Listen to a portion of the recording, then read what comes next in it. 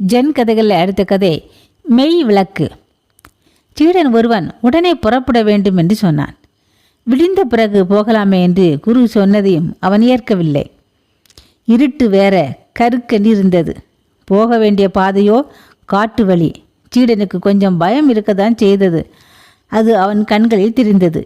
என்றாலும் பயணத்தை தள்ளி போட முடியாத அவசரம் அவனுக்கு. விடை கொடுத்து அனுப்பும்போது சீடனின் பயம் குருவிற்கு புலப்பட்டது. அவனது பயம் நியாயம்தானே.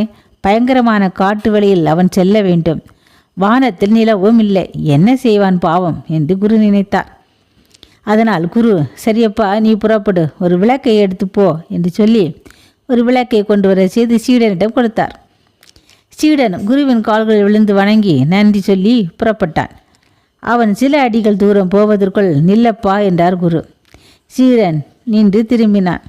குரு ஏதாவது முக்கியமான விஷயம் சொல்ல மறந்து விட்டாரோ என்று அவன் யோசித்து கொண்டிருக்கையில் குரு அவன் அருகில் வந்து விளக்கை அவனிடமிருந்து வாங்கி குப்பென்று ஊதி அணைத்து விட்டு வெறும் விளக்கை அவனிடம் கொடுத்தார். சீடன் திகைத்து போனான். குரு சொன்னார், இப்போது நீ தைரியமாக போகலாம். விளக்கு இருக்கிறது என்றால் உன்னிடம் பயம் இருக்கிறது என்று பொருள். கை விளக்கு தைரியசாலிக்கு தேவையில்லை.